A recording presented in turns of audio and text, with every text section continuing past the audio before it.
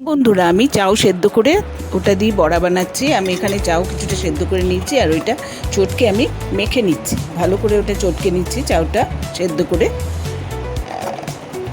দেখুন, আমি ভালোভাবে একদম ভালো করে চটকে নিতে হবে। চটকে নিয়ে ওর মধ্যে আমি কিছুটা পেঁয়াজ আর কাঁচা লঙ্কা দিয়ে মেখে নিয়েছি। পেঁয়াজ আর একটা পেঁয়াজ আমি কুচি করে দিয়েছি, কাঁচা লঙ্কা দুটো কুচি করে দিয়েছি, দিয়ে ওটা ভালো করে মেখে নিয়েছি। এরপরে এর মধ্যে আমি বড় চামচে 2 চামচ মতো বেসন দিয়ে দিয়েছি, দিয়ে ওটা আবার ভালো করে মিশিয়ে দিচ্ছি, মেখে নিচ্ছি ভালো করে।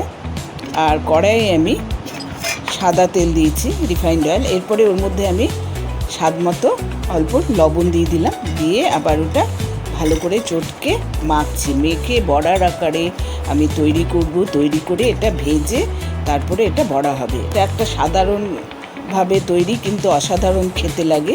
আপনারা অবশ্যই এইভাবে বানিয়ে খেয়ে আমাকে কমেন্টে লিখে জানাবেন কীরকম লাগলো। খুব টেস্টি হয় খেতে। এভাবে চাউয়ের বড়া বানিয়ে খেয়ে দেখবেন। এবার গোল গোল আকারে ওটা আমি চ্যাপ্টা চ্যাপ্টা করে আকার দিয়ে দিচ্ছি।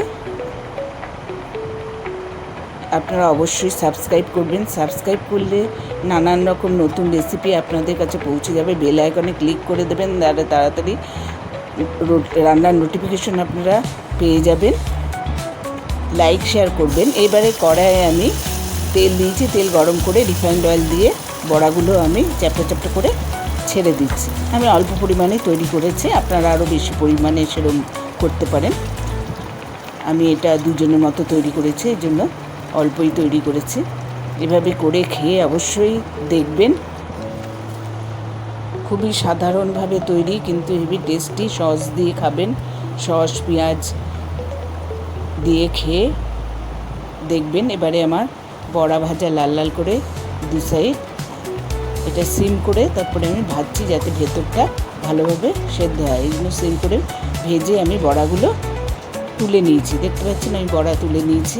আমার চাউয়ের বড়া তৈরি হয়ে গেছে। এবার পেঁয়াজ আর সস দিয়ে এইভাবে আপনারা খেয়ে অবশ্যই দেখবেন।